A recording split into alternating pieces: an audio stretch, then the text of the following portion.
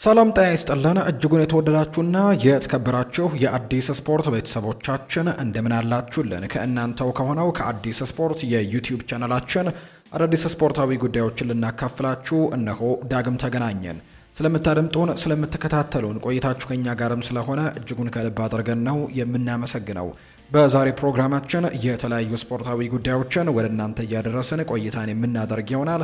ከነዚህ መካከል ትልልቆቹን የአውሮፓ ክለቦች የተመለከቱ እጅግ በርከት ያሉ ስፖርታዊ ጉዳዮችን ወደ እናንተ እያደረስን ቆይታን እናደርጋለን። ዛሬ ሰፊ ቆይታዎችን ነው የምናደርገው። ትልልቆቹን ክለቦች እንመለከታለን። የትላንትና ጨዋታ በተለይ አርሰናል ከወልቨርሃምፕተን ወንደረርስ ካደረገው መርሃ ግብር በኋላ የተነሱ እጅግ በርከት ያሉ ሀሳቦች ያሉን እሱን ጉዳዮች እናነሳለን። ከዛ ውጭ ግን ዩናይትድም ቤት ቸልሲ ጋር ገብተን እንዲሁ ሊቨርፑልም የተለያዩ ስፖርታዊ ጉዳዮችን የምናነሳባቸው በርከት ያሉ ርዕሶች የሚኖሩን ነው የሚሆነው። የዛሬውን የዕለተ ሐሙስ የምሽቱን የስፖርት የመረጃ ሰዓታችንን እንድትከታተሉ በአክብሮት ጋብዛለሁ። ሀሳብ አስተያየቶቻችሁን ግን ኮሜንት ቦክስ ላይ ልታጋሩን ትችላላችሁ። ስምና አድራሻችሁን እየጠቀሳችሁ ያላችሁን ሀሳብ በሙሉ ልታካፍሉን ትችላላችሁ። እያደመጣችሁኝ ስለሆነ ከልብ አድርጌ ያመሰግናለሁ። ፏድ ባህሩ የዛሬውን ፕሮግራም እየመራው ቆይታን የማደርግ ይሆናል። ከመሸጋገሪያ በኋላ እንገናኛለን። አብራችሁኝ ቆዩ።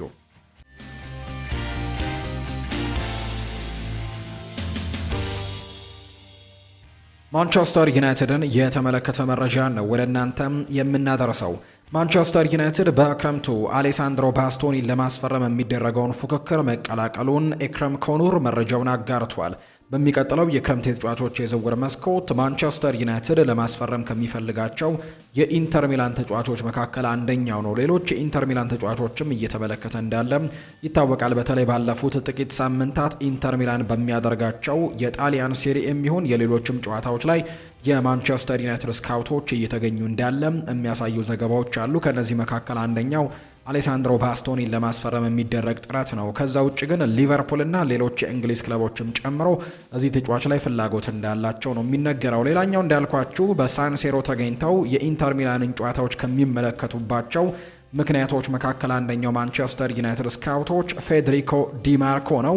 የዩናይትድ ስካውቶች እንዲሁ ቅዳሜ ምሽትም በሳንሴሮ ተገኝተው የኢንተር ሚላኑን የክንፍ መስመር ተከላካይ የሆነው ፌዴሪኮ ዲማርኮንም ጭምር በቅርበት መከታተላቸውን ነው ለዩናይትድ የመረጃ በጣም ቅርብ የሚባለው ዩናይትድ ስታንድ የተባለው የመረጃ ምንጭ እያጋራ የሚገኘውና ዩናይትድ እነዚህን ተጫዋቾች የማስፈረም ትልቅ እንቅስቃሴን እያደረገ ነው። በተለይ ደግሞ ፌዴሪኮ ዲማርኮ በጣም ጥሩ የሚባል የውድድር ዓመትን እያሳለፈ ነው። በጣሊያን ሴሪኤም ከፍተኛ አሲስት አድራጊ እንደሆነ ጭምር ይታወቃል። በርከት ያሉ አሲስቶችን ለቡድን አጋሮቹ እያቀበለ ነው። ባለፈው ደግሞ በትልቁ ቁጥር የመረጃ ላይ 105 የግብ አስተዋጽኦችን ማድረግ የቻለበትን ቁጥር ላይ ጭምር መድረሱ ይታወቃል። እናም ለማንቸስተር ዩናይትድ በጣም ጥሩ ፈራሚ ሊሆን እንደሚችል በርካቶች ግምቶቻቸውን እየሰጡ ነው። ስለዚህ ዩናይትድ የዚህን ተጫዋች እንቅስቃሴ በጨዋታዎቹ ላይ እየተመለከተ እንዳለ በሳንሴሮ እየተመለከተ እንዳለ ነው መረጃዎች የሚያሳዩት። ስለዚህም በሚቀጥለው ክረምት ለተከላካይ ክፍሉ ተጨማሪ ጥንካሬን ለማግኘትም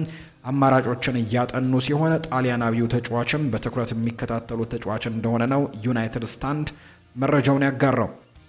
ሌላኛው ከማንቸስተር ዩናይትድ ጋር የምናያይዘው ጉዳይ ዩናይትድ በክረምቱ የዝውውር መስኮት ጆሹዋ ዘርክዚን ለመሸጥ ፍቃደኛ እንደሆነም ዲን ጆንስ መረጃውን እያጋራ ይገኛል። በተለይ ተጫዋቹም በጥር ተጫዋቾች የዝውውር መስኮትም ሊለቅ ከጫፍ ደርሶ እንደነበር የምናስታውሰው ነው። ይለቃል የሚሉ አይነት ሀሳቦችም ጭምር ነበሩ። ነገር ግን ሳይሳካ መቅረቱን እናስታውሳለን። ምክንያቱም የአሰልጣኝ ለውጡ ሮማ ይሄንን ተጫዋች እንዳያስፈርም አድርጎታል። በአንጻሩ ከአስተን ቪላ ዶዌን ማለንን ማስፈረማቸውን እናስታውሳለን ሮማዎች እና ይህንን ተጫዋች ለማስፈረም ግን በጥር ትልቅ እንቅስቃሴን አድርገው ነበር። ተጫዋቹ ግን አሁን ላይ ወደ ማንቸስተር ዩናይትድ ቡድን ውስጥ ተቀላቅሏል። ከዛ ውጪ በማይከል ካሪክ ስርም እንዲሁ በርከት ያሉ የመሰለፍ እድሎችን ማግኘት አልቻለም እና በክረምቱ ክለቡን ይለቃሉ ተብለው ከሚጠበቁ ተጫዋቾች መካከል አንደኛው ነው ጆሹዋ ዘርክዚ። ማንቸስተር ዩናይትድ በክረምቱም ለመሸጥ ፍቃደኛ ነው ተብሏል። በተጫዋቹ ምትክ ግን የቤንጃሚን ሼስኮ ተቀያሪ ሆኖ ለመጫወት ፍቃደኛ የሆነ እንዲሁም በእንግሊዝ ፕሪምየር ሊግ ደግሞ ምናልባት ልምድ ያለው አጥቂን ማስፈረም እንደሚፈልጉ ነው በማንቸስተር ዩናይትድ በኩል እየተመለከትን የምንገኘው። ታማኙ የመረጃ ምንጭ የሆነው ፋብሪሲዮ ሮማኖ እንደተናገረው ከሆነ ባርሴሎና ማርከስ ራሽፎርድን በክለቡ ለማቆየት ፍላጎት እንዳለው ይፋ አድርጓል። የካታላኑ ክለብ ድርድር ለመጀመርና የተጫዋቹንም መግዣ ዋጋ ወደ 26 ሚሊዮን ፓውንድም ዝቅ ለማድረግ እቅድ እንዳለው ጭምር ነው የተነገረው። ማንቸስተር ዩናይትድ ግን 26 ሚሊዮን ፓውንድ ውሉ ላይ ሙሉ በሙሉና ምንም አይነት ደግሞ ያለምንም ቅናሽም መክፈል አለበት በሚለው አቋማቸው ግን ዩናይትዶች ጸንተዋል። ባርሴሎና ግን ተጫዋቹን የማቆየት ፍላጎት ቢኖራቸውም ምናልባት የተወሰነ ቅናሾችን ማንቸስተር ዩናይትድ እንዲያደርግላቸው ፍላጎት እንዳላቸው ነው የሚነገረው። የሃሪ ማጓየር በማንቸስተር ዩናይትድ ያለው የወደፊት ቆይታ የክለቡ አንገብጋቢ የኮንትራት ጉዳይ እንደሆነ ነው የቅርብ መረጃ ምንጮች የሚናገሩት። በተለይ በእንግሊዝ ተነባቢ ከሚባሉ ጋዜጦች መካከል አንደኛው የሆነው ዘሰን የተባለው የመረጃ ምንጭ እንደሚናገረው ከሆነ የቡድን አጋሮቹ ለተከላካዩ የተሻሻለ የውል ማራዘሚያ እንዲሰጠው ነው የሚፈልጉት። ምክንያቱም አሁን ላይ በማንቸስተር ዩናይትድ ቤት ጥሩ አቋማቸውን ማሳየት ከጀመሩ ተጫዋቾች አንደኛው ነው። እርግጥ ነው ባለፉት ጥቂት ጊዜያቶች በጣም በትልቁ ጥያቄ ከሚነሳባቸው ስሞች መካከል አንደኛው ነበር ሃሪ ማጓየር። የበርካቶችን መቀለጃ እንደነበር ጭምር እናስታውሳለን። ነገር ግን ወዲያው ደግሞ አቋማቸውን አሻሽለው በጣም ጥሩ የሚባል ጊዜን እያሳለፉ ከሚገኙ ተጫዋቾች መካከል አንደኛው ሃሪ ማጓየር ሆኗልና አሁን ላይ ሃሪ ማጓየርን በክለቡ እንዲቆይ ተጫዋቾቹ ፍላጎት አላቸውና ኮንትራቱ በሚቀጥለው ክረምት ስለሚጠናቀቅ በነፃ ከመልቀቅ ይልቅ ማንቸስተር ዩናይትዶች ቶሎ ኮንትራቱን እንዲያራዝሙለት ተጫዋቾቹ ጥያቄ እያቀረቡ እንደሚገኝ ጭምር ነው የተነገረው። በአሁኑ ወቅት የዚህ እንግሊዛዊ ኢንተርናሽናል ውል በዚህ ክረምት ላይ ነው የሚያበቃው። ከሀገር ውጭ ካሉ ክለቦች ጋርም መደራደር ይችላል ወይም በነፃ መደራደር ይችላል። ተጫዋቹ ሊለቅ ይችላል የሚሉ ወሬዎች እንዳሉ ሆነው በክለቡ ተጫዋቾች ዘንድ ግን የማጓየር በነፃ እንዲለቅ ማድረግ ትልቅ ስህተት እንደሆነ ነው እየገለጹ የሚገኙት። የማጓየር የዩናይትድ ቆይታም ቀላል የሚባል አልነበረም። ባለፉት የውድድር ዘመናት ለደረሰበት ትችትና የአምበልነት ማዕረጉን ለማጣቱ ደግሞ ምላሽ በመስጠት ይህ ደግሞ የ32 ዓመት ተጫዋች በቡድን ውስጥ ያለውን ቦታ በዝምታ ሰርቶ መልሶ ማግኘቱን ያስመለከተው በዚህ የውድድር ዘመን አስፈላጊ በሆነበት ጊዜ ሁሉ ወጥ የሆነ ብቃትን በማሳየት በመሃል ተከላካይነት አስተማማኝነቱን በድጋሚ እያረጋገጠ ነው። በቀድሞ አሰልጣኝ ሩበን አሞሪም እና አሁን ደግሞ በሚካኤል ካሪክ ስርም ማጓየር በወሳኝ ጨዋታዎች ላይ እምነት ተጥሎበታል። በመረጋጋቱ በአየር ላይ ኳሶች ባለው ብልጫና በአመራር ብቃቱም ቡድኑን በደንብ እየጠቀመ የሚገኝ አይነት ተጫዋች ሆኗል። ከስታቲስቲክስ አንጻር ከተመለከት ነው ማጓየር አሁን ላይ በዩናይትድ የአየር ላይ ኳሶችን በማሸነፍ ረገድ ቀዳሚው ተከላካይ ነው። ኳሶችን በማጽዳት ወይም ክሊር በማድረግም እንዲሁም የመከላከል ፍልሚያዎችንም በማሸነፍ ረገድም ትልቅ ቁጥርን ከማንቸስተር ዩናይትድ ተጫዋቾች መካከል የሚይዘው እሱ ነውና እንደዚህ አይነት ተጫዋችን በፕሪሚየር ሊግ በጣም ትልቅ ልምድ ያለውን ተጫዋችን በነፃ ማጣት ትክክል አይደለም ብለው ተጫዋቾቹ ያምናሉና ኮንትራት እንዲራዘምለት ነው የሚፈልጉት። የእንግሊዛዊ ተከላካይ በተጫዋቾች ዘንድም ከፍተኛ ክብር እንዳለው ጭምር ነው የሚነገረው። ከሜዳ ላይ አስተዋጽኦ ባለፈ ግን ማጓየር በቡድን ውስጥ ያለው ተጽዕኖም ከፍተኛ ነው ይላሉ። እንደውም በርካቶች በቅርብ ያሉ የመረጃ ምንጮች እንደሚናገሩት እንደ ሌኒ ዮሮ፣ አይደን ሄቨን ላሉ ወጣት ተጫዋቾችም ወይም ተከላካዮችም ቀስ በቀስ ወደ ዋና ቡድን እንዲቀላቀሉ ባሉበት በዚህ ሰዓትም የልምድ ያላቸው ተጫዋቾችን መመሪያ እጅግ አስፈላጊ ነውና ማጓየር ለእነዚህ ተጫዋቾች እድገትም በጣም አስፈላጊ እንደሆነ ጭምር ተጫዋቾቹ ያምናሉ። በክለቡ ተጫዋቾች ዘንድ የሚሰማው አስተያየት የሱ በቡድን ውስጥ መገኘት የሽግግር ወቅት መረጋጋትንና ለወጣቶች ደግሞ አርአያነትን የሚሰጥ አይነት ወይም ደግሞ ሜንቶር የሚያደርጋቸው አይነት ተጫዋች እንደሆነ ይገመታል። የማንቸስተር ዩናይትድ የመከላከል ክፍል ባለፉት ዓመታት በጉዳትና በታክቲክ ለውጦች ምክንያት በተደጋጋሚ ለውጥ ሲደረግበት ነው የቆየው። ይሁን እንጂ የፋይናንስ ሁኔታዎችና የረጅም ጊዜ እቅዶች በማንኛውም ውሳኔ ላይ ተጽዕኖ ማሳረፋቸው አይቀሬ ነው። የክለቡ አመራሮች የተጫዋቹን አመለካከትም ይጋሩ እንደሆነ ገና የሚታይ ቢሆንም ማጓየር ግን በዚህ የውድድር ዘመን እያሳየ ካለው ብቃት አንጻር ተጫዋቾች ኮንትራት ይራዘምለት ብለው መጠየቃቸው ብዙም አስገራሚ እንደማይሆን ነው መረጃዎች ያሳዩት። የአርሰናልን ጉዳዮች ደግሞ ወደ እናንተ የምናደርስበት ሰዓት ላይ ነው የምንገኘው። ቡካዮ ሳካ ይናገራል። በተለይ ትላንት ከወልቨርሃምፕተን ወንደረርስ ጋር ጨዋታቸውን ካደረጉ በኋላ እና ጨዋታውን በአቻ ውጤት ካጠናቀቁ በኋላ የተለያዩ አይነት ሀሳቦች እየተነሱ ይገኛሉ። ውድ ቤተሰቦቻችን አሁንም በእኛ ቁጥጥር ስር ስለሆነ በደንብ ማተኮር አለብን።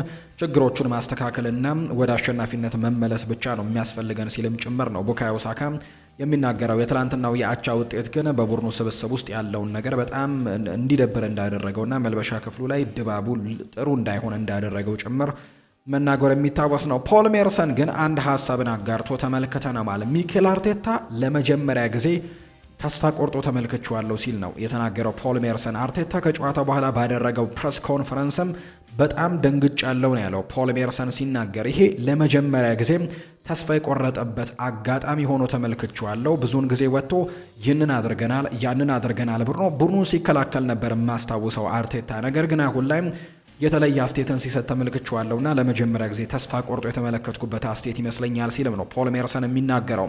አሁን ላይ መሸነፍ ይገባናል እያለ ነው። ይህ ደግሞ እንደዚህ መናገር የለበትም። በ5 ነጥብ ብልጫ አለን። በማንቸስተር ሲቲ እስካልተሸነፍን ድረስ ሊጉን እናሸንፋለን ከማለት ይልቅ ትርጉም የሌለው መግለጫን ነው ሰጥቷል ብሎ የሚያስበው ፖል ሜርሰን ለቡድኑ ብዙ ማድረግ አትችልም። እናም ያንን ስትመለከት ደግሞ የሆነ ነገር እንደጎደለ ይሰማሃል። በትክክል መግለጽ አልችልም፣ ነገር ግን የሆነ ነገር ቡድን ውስጥ ጠፍቷል ሲልም ጭምር ነው ፖል ሜርሰን እየተናገረ የሚገኘው። ሚኬል አርቴታ ከጨዋታው በኋላ ምን አይነት ሀሳቦችን የሰጠው የሚለውን ነገር ግን እኛ እንመልከተው። ሚኬል አርቴታ እንዲሁ ከትላንትናው ጨዋታ በኋላ ከተነሱለት ጥያቄዎች ውስጥ አንደኛው የነበረው በአሁኑ ሰዓት ደጋፊዎች እየተሰማቸው ስላለው ስሜት ነበር። ለአርቴታ ጥያቄ ቀረበለትና ምላሹን ሰጥቷል። ድጋፋቸውን አብዝተው ለተጫዋቾች ቢሰጡ የተሻለ ነው። ሁልጊዜም በቅርበት ከተጫዋቾቼ ጎን የምቆመው እኔ ነኝ። የዚህኛው ውጤትን በአመለካከት ላይ ወይም ከፍላጎት ጋር ምንም አይነት ግንኙነት የለውም። ይልቁንም የዚህ ተቃራኒ ነው። የተመለከታችሁት እንግዲህ የእግር ኳስ አንዱ ገጽታ ነው። የተፈጠረው ነገር የተበላሸ ነገር በሙሉ ተበላሽቷል። ምክንያቱም ሌላ ምንም አይነት ጎል ሙከራ ሳይደረገብን የተቆጠሩብንን 2 ጎሎች ስታይ እንደዚህ አይነት አጋጣሚ የመፈጠር እድሉ አነስተኛ ነው። ነገር ግን ሆኗል። የሆነው በምክንያት ነው። ስለዚህም ከዚህ ድክመታችን ደግሞ ልንማር ይገባል ሲል ነው ሚኬል አርቴታ የተናገረው። በውጤቱም ሆነ በጨዋታው ባለቀበት መንገድ በግልጽ በጣም አዝኛለሁ ነው ያለው አርቴታ። ራሳችንን መውቀስ ነው ያለብን። አሁን ላይ በሁለተኛው አጋማሽ ያሳየነው ብቃት የሊጉ ዋንጫን ለማሸነፍ ከሚያስፈልግ መስፈርት ጋር በጭራሽ የሚቀራረብ አይነት እንቅስቃሴ አይደለም። በሁለተኛው 45 የተመለከት ነው። በተለይም በመጀመሪያው አጋማሽ ከተጫወትንበት መንገድ አንጻር ሊኖረን ይገባ የነበረው የጎል ልዩነትን ማግኘት ነበረብን ሲልም ይናገራል። ሁላችንም ስለሚሰማን ስሜት ብዙ ማውራት እንፈልጋለን፣ ነገር ግን ይህ ደግሞ ያንን ለማድረግ ትክክለኛው ጊዜ አይደለም። ምክንያቱም የምናደርገው ማንኛውም ነገር ዓላማው ቡድኑን መርዳት ብቻ መሆን ስላለበት ነው ብሏል። አሁን ያንን ብስጭት መዋጥ ያለብን ይመስለኛል። ትችቶችን መቀበልና በተሻለ ፍጥነት ደግሞ ወደፊት መጓዝ ያስፈልገናል። ምክንያቱም እሁድ ትልቅ ጨዋታ ይጠብቀናል ብሏል። ከቶትናም ሆትስፐርስ ጋር የሚደረገው ጨዋታ ሌላ ለአርሰናል ትልቅ ፈተና ይሆናል ተብሎ ነው የሚታሰበው። በሁለተኛው አጋማሽ ስለነበራቸው ብቃት ሲናገር አንደኛው ስህተት ሌላኛውን እየወለደ የቀጠለበት ወቅት ነበር። ሁለተኛው ጎል ብናገባም እንኳን በጨዋታው ላይ የበላይነትና ቁጥጥር ግን አልነበረንም።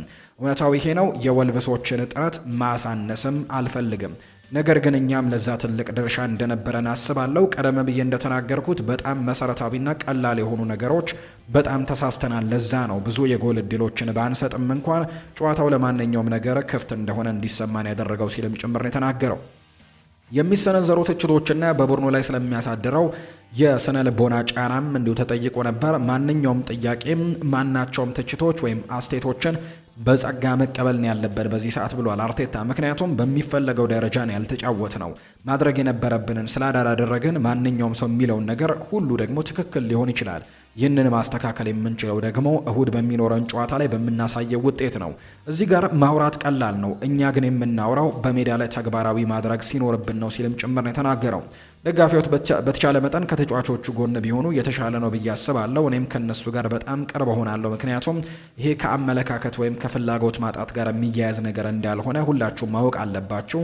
እንዲያውም ደግሞ ተቃራኒ ነው የሚሆነው ብሏል። ቡድኖች በአርሰናል ላይ ጫና መፍጠርን እንደ ትልቅ ነገር ስለመጠቀማቸው ሲናገር ይህ ግልጽ የሆነ ነገር ነው። ከላይ ከሆንክና ማሸነፍ ካለብህ ማሸነፍና ማሸነፍ ብቻ ነው የሚኖርብህ። ይህ አዲስ ነገር አይደለም። ከአርሰናል ጋር በሚጫወቱት የመጀመሪያ ጨዋታም ቢሆን ሁሉም ነገር እንደዚህ ነው የሚሆነው። ስለዚህ ለሚቀጥለው ጨዋታም እንደዚህ አይነት ነገሮች ላይ ተዘጋጅተን መምጣት አለብን ብሏል። በዚህ ህመም ውስጥ ማለፍ ያለብን ይመስለኛል። በመስታወት ውስጥም ራስን እያዩ ጨዋታው አሁን ምን እንደሚፈልግ መረዳት ያስፈልጋል። በሚቀጥለው እርምጃ ደግሞ እሁድ እናደርጋለን። ዛሬ ግን ያደረግነው ነገር ተቀባይነት የሌለው ነው። በቀጣዩ ጨዋታ ራሳችንን አስተካክለንና አረመን መምጣት ይኖርብናል ሲልም ጭምር ነው አሰልጣኝ ሚኬል አርቴታ ከትላንትናው ጨዋታ በኋላ የተናገረው። የወልቨርሃምፕተን ወንደረርሱ አሰልጣኝ ሮብ ኤድዋርድስ በአንጻሩም ተስፋ ነበረን፣ የጎል ልዩነቱ ካልሰፋና በጨዋታው ውስጥም ከቆየን ወደ ጨዋታው መመለስ እንደምንችል ጠብቄ ነበር። ምክንያቱም አርሰናል ባለበት ደረጃ ምክንያት ጫና ውስጥ ነው። ስለዚህም ሊጠቀሙትና ሊገጥማቸው ያሰቡትን ተረድተን ያንን ለመጠቀም ሞክረናል። በመጨረሻም ከጨዋታው ከ2-0 መመራት ተነስተንም ነጥብ ይዘን ወጥተናል ሲልም ነው ሮብ ኤድዋርድስ የተናገረው። ከትላንትናው ጨዋታ ወጣን በልና አንድ የዝውውር መረጃን ከአርሰናል ጋር እናንሳ። እንደ ጀርመኑ የዜና ምንጭ ዘገባ ከሆነ እንደ ፉትቦል ዳተን ዘገባ ከሆነ አርሰናል በአርቢ ለብዚሽ የመስመር ተጫዋች በሆነው አንቶኒ ኑሳ ላይ ያለው ፍላጎትን አጠናክሯል የሚል መረጃን ነው ያወጣው። የፕሪምየር ሊጉ መሪዎች አርሰናል ባለፉት ወራት ይህንን ተሰጥኦ ያለው ወጣትም በቅርበት ሲከታተሉት እንደቆዩ ነው መረጃው የሚጠቁመው። ተጫዋቹን ለማስፈረም በሚደረገው ፉክክርም በተለይ እንደ አስተን ቪላ፣ ኒውካስል ዩናይትድ ያሉ የእንግሊዝ ክለቦችም ጭምር ይገኛሉ የሚል መረጃ ጭምር እየወጣ ነው የሚገኘውና ይህንን ተጫዋች ለማስፈረም ጥረቶችን ያደርጋሉ ተብሎ ይታሰባልና ነገር ግን ቀላል አይሆንም። አስተን ቪላና ኒውካስልም በዚህ ፉክክር ውስጥ ይኖራሉ። ላይፕዚግ ግን ለተጫዋቹ ከ50 እስከ 60 ሚሊዮን ዩሮ አካባቢ እንደሚጠይቅ ነው የሚታመነው። በሚቀጥሉት ወራትም በዚህ የቡንደስሊጋ ድንቅ ኮከብ ዙሪያ ላይም ከፍተኛ ፉክክርም ሊታይ እንደሚችል የሚነሱ መሪዎች እየወጡ ነው። የኑሳ እድገት ወጥና አስደናቂ የሚባል ነው። በቤልጅየሙ ክለብ ብሩዥም ስሙን ካስጠራ በኋላ የኖርዌይ ኢንተርናሽናል ምርጥ ወጣት ተጫዋች ወደ ጀርመን አመርቶ በአርቢ ላይፕዚግም በጣም ጥሩ የሚባል ጊዜን እያሳለፈ ነው። በላይፕዚግ ቤት ፈጣን እንቅስቃሴን እንዲሁ ደግሞ ቀጥተኛ የኳስ ንክኪን ወይም ድሪብሊንጉ በጣም ጥሩ ነው። በግፊትም ያለው መረጋጋት ደግሞ በማሳየት ብቃቱም እያሳደገ የሚመጣ አይነት ተጫዋች ነው። ይሄ የ20 ዓመት ወጣት በዚህ ውድድር ዘመን ለጀርመኑ ክለብም 3 ግቦችንና 3 ደግሞ አሲስቶችን ማድረግ ችሏል። በቡንደስሊጋ ያለው ደግሞ በአውሮፓ መድረክም የሚያሳየው ብቃትም ትኩረት ሳይስብ አላለፈም። እንደ ክሪስቶፈር ኢንኩንኩና ዶሚኒክ ሶቦዝ ላይ ያሉ ተጫዋቾች ከላይፕዚግ ወደ አውሮፓ ታላላቅ ክለቦች መሸጋገራቸው የምናስታውሰው ነው። ይህ ደግሞ ዋጋው ትክክል ከሆነም ኑሳም ትልቅ ዝውውር የማድረግ እድሉ ከፍ ያደርገዋል ተብሏል። አርሰናል ለተጫዋቹ ያለው ፍላጎት በሚኬል አርቴታ ስር ካለው የተጫዋቾች ምልመላ ስልት ጋር በጣም የሚጣጣም ነው ተብሎ የሚታሰብ አይነት ተጫዋች ነው። ክለቡ በተወዳዳሪ ስርዓት ውስጥም ሊያድጉ የሚችሉ ወጣትና ከፍተኛ አቅም ያላቸው ተጫዋቾችን ነው በማስፈረም ላይ የሚገኘውና በዛ ላይ እያተኮረ ነው የሚገኘው። እንደ ማይልስ ሉዊስ ስኬሊ፣ ኢታን ንዋኔሪ፣ ማክስ ዶመን ያሉ ወጣቶች ከታችኛው ቡድን ወይም ከሃሌ ኢንድ መጥተው በአርቴታ አመራር ስርም ብቅ ያሉ ተጫዋቾች ናቸው። ይሁን እንጂ አርሰናል ግን በዚህ ፍላጎት ብቻውን አልቆየም። አስተን ቪላን በኡናይ ኤምሪ ስር በከፍተኛ ደረጃ መወዳደር የሚችል በተለይም በቻምፒየንስ ሊግ ተሳትፎ አልሞ ቡድኑ እየገነባ ይገኛል። በሌላ በኩል ኒውካስል ዩናይትድ ባለቤቶችም የአጥቂ መስመራቸውን ለማጠናከር ተለዋዋጭና በቴክኒክ የበለጸገ ተጫዋችን ዓላማ ማድረግ ይፈልጋሉና ከፋይናንስ አንጻር ላይፕዚግ በድርድር ወቅትም ጠንካራ አቋም አለው። ተጫዋቾቹን በአስቸኳይ ለመሸጥ የሚያስገድድ የገንዘብ ጫና የለባቸውም። በተጨማሪም ለዋና ተጫዋቻቸው ሁልጊዜም ከፍተኛ የዝውውር ክፍያን መጠየቅም የሚታወቁ አይነት ክለቦች ናቸውና በትልቁ ፉክክር ይኖራል ተብሎ ይታሰባል። በሌሎች ክለቦችም ላይፕዚግም እንዲሁ ላይለቀው እንደሚችል የሚያሳዩ መረጃዎች ናቸው የወጡት። የሊቨርፑል ጉዳዮችን እናንሳ። አርነ ስሎት ስለ ቡድን ዜናም ይናገራል። ጀረሚ ፍሪምፖንግ በዚህ ሳምንት አይሳተፍም። ነገሮች እንደታቀደው ከተከናወኑ በሚቀጥለው ሳምንት እንደሚሳተፍ ተስፋ እናደርጋለን። ዋተራው ኤንዶ ለረጅም ጊዜ ከሜዳ ይርቃል። ለምን ያክል ጊዜ እንደሆነም በትክክል አናውቅም ሲል የተናገረው አሌክዛንደር ኢሳክ በዚህ ሳምንት ለመጀመሪያ ጊዜ በሜዳ ላይ ቀለል ያለ ልምምድን ሲያደርግ ስለነበር አሁንም ለመመለስም የተወሰነ ጊዜን ይወስድበታል ሲልም ጭምር ነው የተናገረው። ነገር ግን በሚቀጥለው ዓመት ግን ጥሩ ነገሮችን ትመለከታላችሁ ከዚህ ተጫዋች ሲልም ጭምር ነው አሰልጣኝ አርኔ ስሎት የሚናገረው። ጆ ጎሜዝም ለመጀመር ዝግጁ ነው ብዬም አስባለሁ ሲል አርነ ስሎት ይናገራል። አርነ ስሎት ይቀጥልና ከዚህ ቀደም የገጠምናቸው ቡድኖች በቅርቡ ከገጠምናቸው ቡድኖች ጋር ሲነጻጸሩ ያን ያክል አዝናኝ አልነበሩም። በተሸነፍንባቸው ወይም አቻ በወጣንባቸው የውድድር ዘመኖች ክፍሎች ውስጥም ውጤቱ የሚገባን አልነበረም። በቂ ዕድሎችን የፈጠርንባቸው ጊዜያቶች ነበሩ። በብራይተን ላይ ብዙ ዕድሎችን ፈጥረናል ወይ የሚለው ግን አከራካሪ ሊሆን ይችላል። ነገር ግን 3 ጎሎችን አስቆጥረናል። ነገሮች አሁን ላይ ወደ ቀድሞ ሁኔታቸው ተመልሰዋል ሲልም ጭምር የተናገረው አሰልጣኝ አርነ ስሎት ስለ ዶሚኒክ ሶቦስ ላይም ተጠይቆ ነበር። በመሃል ሜዳው ክፍል ላይ ጥሩ ጨዋታን ተጫውቷል። እንዲሁም ከሳምንት በፊትም በቀይ መስመር ተከላካይነትም በጣም ጥሩ ጨዋታን የሚጫወት አይነት ተጫዋች እንደሆነም አሳይቷል። ከዛ በፊት ባለው ሳምንት ደግሞ በሌላ ቦታ ላይ ጥሩ ጨዋታን እንደሚጫወት ያሳያል። ለሱ የሚስማማው ምርጥ የመጫወታ ቦታን መፈለግ ይኖርብኛል። እያንዳንዱ ቦታ ላይ በጣም ምርጥ ሆኖ ነው የሚጫወተው ሲልም ጭምር ነው የተናገረው። የቼልሲን ጉዳዮች ደግሞ እናንሳ። ኮል ፓልመር ከ3 ጨዋታዎች በኋላ ሙሉ ብቃቱ ላይ ይመለሳል እናም እንደ ቀድሞ ምርጥ ደረጃው ላይ ይደርሳል ብለው የሚጠብቁ ሰዎች እንድትረጋጉ መክራችኋለሁ ብለዋል። ለቼልሲ መረጃዎች በጣም ቅርብ ነው ተብሎ የሚታሰበው ጋዜጠኛም ማትላው ነው ይህንን መረጃ ያወጣው። እሱን ከታሰበው ጊዜ አርፍዶ ወደ ምርጥ ብቃቱ ይመለሳል፣ ነገር ግን የሚያበረታታ ነገሮች እየተመለከትን ነው፣ በትክክለኛው ጊዜ መጥቷል ሲል ነው ማትላው መረጃውን እያጋራ የሚገኘው። ቶተንሃም ሆትስፐርስ በጃንዋሪ የዝውውር መስኮት ለንደን ላለው ተቀናቃኙ ቼልሲም ለስዊድናዊው ድንቅ ወጣት ሉካስ ቤርግቫል የቀረበለትን ጥያቄ ውድቅ በማድረግ ተጫዋቹን የመንካት ፍላጎት እንደሌለው ጠንካራ ማሳሰቢያ ሰጥቷቸው እንደነበር ይታወሳል። በጥር ይህንን ተጫዋች ለማስፈረም ቼልሲ ፍላጎት አሳይቶ ነበር፣ ነገር ግን ቶተንሃም አይሆንም ነው ያለው ምላሹን ሲሰጣቸው። እንደዛ አትሌቲክ ዘገባ ከሆነ ግን ሰማያዎቹ ከአስተን ቪላ ጋር በመሆን የ20 ዓመቱን አማካይ ለማስፈረም የቶተንሃምን አቋም ለመፈተን አሁንም ቀጥተኛ ግንኙነት አድርገው እንደነበር ይነገራል። ቶተንሃም ለሉካስ ቤርግቫል የቀረበለትን የቼልሲ ጥያቄን ውድቅ አድርጓል። ቤርግቫል በዚህ የውድድር ዘመን በመጫወቻ ጊዜው ላይ ቅናሽ ቢታይበትም የቶተንሃም ባለስልጣናት ግን ተጫዋቹን እንደ ክለቡ የረጅም ጊዜ እቅድ ነው የሚመለከቱት። በጭራሽ የሚደራደሩበትም አይነት ተጫዋች አድርገው አይመለከቱትም። የእሱ መልቀቅ የሚያስብ ምንም አይነት እቅድም በቶተንሃም ቤት እንደሌለ ነው የሚነገረው። ከስታንፈርድ ብሪጅ በኩል ግን የወጣው ፍላጎት ቤርግቫል በቀድሞ አሰልጣኝ ቶማስ ፍራንክ ስር የመጫወት ጊዜ በማጣቱ ምክንያት የተፈጠረ እንደሆነ ይታመናል። በቅርቡ ከስራቸው የተሰናበቱት ዴንማርካዊው አሰልጣኝ ይህንን የተፈጥሮ የመሃል ሜዳ አማካይ ብዙ ጊዜ በመስመሮች ላይ ሲያሰልፉት እንደነበር እናስታውሳለን። ወይም ደግሞ ኮነር ጋላገር ክለቡን ከተቀላቀለ በኋላ ደግሞ እንደ አማራጭ ተጫዋች ብቻ ነበር የሚጠቀሙበት ወይም እንደ ተጠባባቂ ተጫዋች ነበር የሚመለከቱት። ይህንን እንደ አጋጣሚ የተመለከተው ቼልሲ የራሱን የወጣቶች የመሃል ሜዳ ፕሮጀክትን ለማጠናከር ሲል ተጫዋቹን በቋሚነት ለማስፈረምም ጥረት አድርጎ ነበረ። ሆኖም ግን ስፐርስ ይህንን ጥያቄ ወዲያውኑ አይሆንም ብለው ውድቅ አድርገውታል። እንግዲህ ጀነሬሽናል ተሰጥኦ የሚባል አይነት ተጫዋች እንዳለው በርካቶች ያምኑለታል። ወይም ወደፊት ኮከብ መሆን ከሚችሉ ተሰጥኦ ካላቸው ተጫዋቾች አንዱ ተደርጎ ይወሰዳል ሉካስ ቤርግቫል እና በተለይም ኮንትራቱ እስከ 2031 ድረስ የሚቆይ መሆኑ ለክለቡ ቶተንሃምም ትልቅ መተማመኛ ነው የሆነለት። አሁን ላይ አሰልጣኝ ኢጎር ቱዶር ክለቡን በጊዜያዊ አሰልጣኝነት መረከባቸውን ተከትሎ ቤርግቫል በሚመርጠው የመሃል ሜዳ ቦታ ላይ በቋሚነት እንዲሰለፍና በዙሪያው ያሉ ወሬዎችን እንዲረግቡ ደግሞ ክለቡ ተስፋ ያደርጋል ተብሎ ነው የሚጠበቀው። ቤርግቫል ባርሴሎና ውድቅ ካደረገ በኋላ በቶትናም በነበረው ቆይታ እንደ አውሮፓውያኑ አቆጣጠር በ2024 ወደ ባርሴሎና የመሄድ እድልን ውድቅ ካደረገ በኋላ ነው ቶትናም የመጣው። ቆይታው ደግሞ ውጣ ውረድ የበዛበት ነበር። በወቅቱ የካታላኑ ግዙፍ ክለብ ተጫዋቹን ለማግኘት ቅድሚያ ግምት ተሰጥቶት የነበረ ቢሆንም የፕሪሚየር ሊጉ ማራኪነት ግን የማያቆመው ስለሆነም ስዊድናዊው ሰሜን ለንደንን እንዲመርጥ አድርጎታል። የመጀመሪያው የውድድር ዘመኑ እጅግ አስደናቂ ነበር። የክለቡ የዓመቱ ምርጥ ተጫዋችም ተብሎ የተመረጠ ሲሆን ስፐርስ በማንቸስተር ዩናይትድ ላይ ላስመዘገበው የዩሮፓ ሊግ ድልም ቁልፍ ሚናን ተጫውቷል። የ2025-26 የውድድር ዘመን በታክቲክ ለውጦችና በቅርቡ በደረሰበት የቁርጭምጭሚት ጉዳት ምክንያት ግን ፈታኝ ሆኖበት ነበር። አሁንም ግን በደጋፊዎች ዘንድ ተወዳጅነቱ በጣም ከፍ ያለ ተጫዋች እንደሆነ ግን ይነገራልና በቀጣይ ጊዜያት አሁንም በዚህ ክለብ ውስጥ መቆየቱ አይቀሬ እንደሆነ ነው የሚነገረው። ነገር ግን ቸልሲም ጥያቄዎችን ለማቅረብ ግን አሁንም ወደ ኋላ እንደማይል ነው የሚታመነው።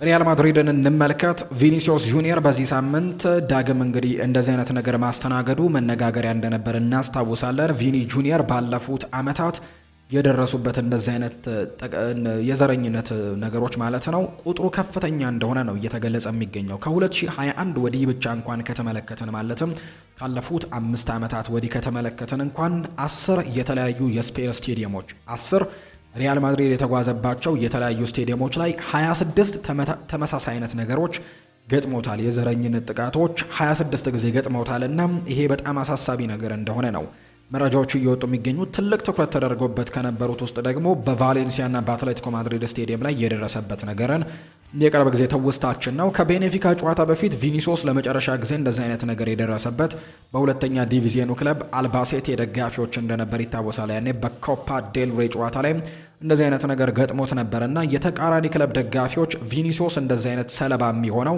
ደጋፊዎችን ለማበሳጨት ስለሚሞክር ነው ሲሉ ይወቅሳሉ አንዳንድ ሰዎች። ለዚህም ሪያል ማድሪድ ጥቁር ተጫዋቾች እንዳሉት ሲያነሱ ይህንን ደግሞ ሀሳብ አሰልጣኝ ጆዜ ሞሪኒዮም ተጋርተውት እንደነበር እናስታውሳለን። ይሁን እንጂ ኤምባፔና ሩዲገርን ጨምሮ የሪያል ማድሪድ ጥቁር የሚባሉ ተጫዋቾች በስፔን ስቴዲየም እንደዚህ አይነት ጥቃቶች አስተናግደው ያውቃሉ ነው የሚለው ደግሞ መረጃው። ስለዚህም እሱ ደጋፊዎችን ስለሚተናኮል ወይም ደግሞ ደጋፊዎች ላይ የተለያዩ ነገሮችን ስለሚያደርግ ምላሾችን ስለሚሰጣቸው ብቻ ሳይሆን ሌሎችም ተጫዋቾች እንደዚህ አይነት ነገሮች እንደሚደርስባቸው ሩዲገር ላይም ደርሶ እንደሚያውቅ ኤምባፔ ላይም እንደዚህ አይነት ነገር ደርሶ እንደሚያውቅ ነው መረጃ የወጣው። ቪኒ ጁኒየር ግን ተቃዋሚዎቹን ስኬታማና በራሱ የሚተማመን ሰው አድርገው እንግዲህ ማየትም የማይወዱ ሲልም ይገልጻቸዋል። አንዳንዶች ደግሞ እንዲሁ ዳንሴን ይተቻሉ የሚለው ቪኒሲዮስ ነገር ግን የኔ አይደለም ሮናልዲኒሆ፣ ኔይማር፣ ኩኛ እንዲሁም ደግሞ ሌሎችም ተጫዋቾች ጥቁር አሜሪካውያን ያደርጉታል ሲልም ጭምር ነው የሚናገረው። ቪኒሲዮስ ጁኒየር ሲናገር ደጋፊዎችን ለጸብ ታነሳሳለህ በሚል የሚቀርብለትን ወቀሳ በጭራሽ አይቀበለውም። ይልቁንም ጥቁር ስፔን ውስጥ ተቀባይነት ለማግኘት የተቀመጠለትን ስታንዳርድ እንዲከተልም ስለሚጠበቅ ነው እኔ ህጉን ጥሼ ነው ሲልም ጭምር ይናገራል። ችግሩ የሚጀምረው እነሱ ለጥቁር ያስቀመጡት ደንብን ጥሰህ ከፍ ባለ ድምፅም ስለ እንደዚህ አይነት ነገር መናገር ስትጀምር ነው ሲልም ነው ምላሹን የሚሰጠው ቪኒሲዮስ ጁኒየር። ሜጀር ሊግ ሶከርን ማሸነፍ ከቻምፒየንስ ሊግ በላይ ይከብዳል ብሏል ሮድሪጎ ዴ ፖል ነው ይህንን ሀሳብ የሰጠው። አርጀንቲናዊው አማካይ ሮድሪጎ ዴ ፖል የአሜሪካ ሜጀር ሊግ ሶከር ጠንካራ ፉክክር እየታየበት ያለ ውድድር መሆኑን ይናገራል። ተጫዋቹ ሲናገር ከአውሮፓ ቻምፒየንስ ሊግ ይልቅ የአሜሪካ ሜጀር ሊግ ሶከርን ለማሸነፍ ከባድ ነው ሲል ነው ዴፖል የሚናገረው። ሮድሪጎ ዴፖል በዚህ ዓመት ከኢንተር ማያሚ ጋር የአሜሪካ ሊግ ዋንጫን ማሸነፉ ይታወሳል። ዴፖል ከእግር ኳስ ሕይወቱ የአውሮፓ ቻምፒየንስ ሊግን ዋንጫ ማሸነፍ ያልቻለ ተጫዋች እንደሆነ ግን የሚታወቅ ነው። አንቶኒ ሩዲገር ወደ ፕሪምየር ሊግ አስገራሚ የመመለስ እድል እንዳለው ለዝውውር ወኪሎች ቅርብ የሆኑ መረጃ ምንጮች ተናግረዋል።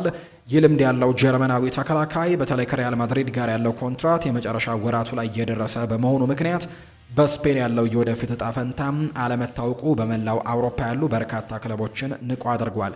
ተከላካዩ በዚህ የውድድር ዘመን ለሪያል ማድሪድ በላሊጋ 8 ያክል ጨዋታዎችን ብቻ ነው ያደረገው። እንደ ምንጮቹ ዘገባ ከሆነም 3 የእንግሊዝ ክለቦች ቶትንሃም፣ ዌስትሃም ዩናይትድ እና ክሪስታል ፓላስም ስለ ዝውውሩ የመጀመሪያ ደረጃ ውይይቶችን ጀምረዋል። ምንም እንኳን ወደ ቀድሞ ክለቡ ቼልሲ ሊመለስ እንደሚችል በአንዳንድ ወገኖች ቢገመትም የለንደኑ ክለብ የቀድሞ ተከላካዩን በድጋሚ ማስፈረም እድሉን ውድቅ ማድረጉ ነው የሚታመነው። በመሆኑም ፍክክሩ ክፍት ሆኖ የቀጠለ ሲሆን የፕሪምየር ሊግ ክለቦችና ሌሎች የአውሮፓ ፈላጊዎችም ጀርመናዊውን ተከላካይ ለማስፈረም እየተንቀሳቀሱ ነው የሚገኙት። ሩዲገር አውሮፓ ካሉት እጅግ ጠንካራና አስተማማኝ ተከላካዮች አንዱ ተብሎ የሚጠቀስ ዝና ነበረው። ሪያል ማድሪድንም የተቀላቀለው በዛው ልክ ነው። በስፔን ቆይታው ለሀገር ውስጥናም ለአውሮፓ ስኬቶችን ማስተዋጽኦ ቢያደርግም በዚህ የውድድር ዘመን ግን በውድድር መጨመርና በታክቲክ ለውጦች ምክንያት ግን የመጫወቻ ጊዜው እጅጉን በጣም ቀንሶበታል። በ32 ዓመቱ ሩዲገር አሁንም በአካላዊ ጥንካሬውና በታክቲክ ብስለቱ የሚታወቅ ቢሆንም የመጫወቻ ጊዜ ማጣቱ ግን አዲስ ፈተናን እንዲፈልግ ሊያደርገው እንደሚችል ነው ግምት የተሰጠው። ማድሪድ ወጣት ተከላካዮችን በማሳደግ የረጅም ጊዜ እቅድ ላይ ትኩረት ማድረጉ ተጫዋቹ አዲስ ውል ካልፈረመም በክረምቱ መልቀቁን እድልም ከፍ ያደርግለታል። ቶተንሃም ተጫዋቹን ከሚፈልጉ የፕሪሚየር ሊግ ክለቦች መካከል የሚጠቀስ ነው። የሩዲገር ተመራጭ መዳረሻ ፕሪሚየር ሊግ ነው። በቼልሲ በነበረው ቆይታ በተለይም በቶማስ ቱሄል ስር ክለቡ የቻምፒየንስ ሊግ ዋንጫን ሲያነሳም የተጫወተው ቁልፍ ሚና በእንግሊዝ ያለውን ብቃትም በሚገባ አሳይቷል። ለቶተንሃም የመከላከል ክፍሉን ማጠናከር ባለፉት የውድድር ዘመናት ተደጋጋሚ ፍላጎታቸው ነው። ጉዳቶችና የተከላካይ መስመር አለመረጋጋት በቡድኑ እድገት ላይ እንቅፋት የሆኑ ሲሆን የሩዲገር አመራር ሰጪነት ደግሞ ፈጣን መረጋጋትም ሊፈጥርላቸው ይችላል ነው የተባለው። ዌስትሃም ዩናይትድ በበኩሉ ለማዕከላዊ ተከላካይነቱ የረጅም ጊዜ መፍትሄዎችን እየፈለገ ነው። ክሪስታል ፓላስ ደግሞ በቅርቡ ማርክ ጉሂን ለማንቸስተር ሲቲ በማጣቱ ለታዳጊ ቡድኑ ልምድ ያለው ተጫዋች ለመጨመርም ሩዲገር አይን ውስጥ አስገብቷል። ከእንግሊዝ ውጪ ፓሪስ ሰን ዠርሜን ሁኔታውን በቅርበት እየተከታተለ ነው። ለፓሪስ ሰን ዠርሜን እንደ ሩዲገር ያለ ስመጥር ተከላካይ ያለምንም የዝውውር ክፍያ ወይም ፍሪ ኤጀንት ማግኘት ግን ትልቅ የገበያ ስኬት ነው የሚሆነው። ቶተንሃም ጥረቱን ካጠናከረ በኋላ የ27 ዓመቱን የቻምፒየንስ ሊግ አሸናፊን ለማስፈረምም ቀዳሚው ስፍራ ላይ እንደተቀመጠ የሚያሳዩ መረጃዎች ናቸው አሁን ላይ እየወጡ የሚገኙት። የተወደዳችሁና የተከበራችሁ ቤተሰቦቻችን ለዛሬ ያዝንላችሁ አዳዲስ ስፖርታዊ ጉዳዮቻችን እነዚህን ይመስላሉ። ስላደመጣችሁን፣ ስለተከታተላችሁን፣ ቆይታችሁን ከኛ ጋርም ስላደረጋችሁ እጅጉን ከልብ አድርገን ነው የምናመሰግነው። ፏድ ባህሩ የዛሬውን ፕሮግራም እየመራው ከእናንተ ጋር ቆይታን አድርግ ያለው። በቀጣይ ፕሮግራሞቻችን ሌሎች ስፖርታዊ ጉዳዮችን፣ ሌሎች አዳዲስ መረጃዎችን አካተን በድጋሚ ተመልሰን የምንገናኝ ይሆናል። ለዛሬ ስላደመጣችሁኝ፣ ስለተከታተላችሁኝ ከኛ ጋርም ስለነበራችሁ ከልብ አድርጌ ነው የማመሰግነው። መልካም ጊዜ፣ መልካም ምሽት እንዲሆንላችሁም ነው በአክብሮት የምመኘው።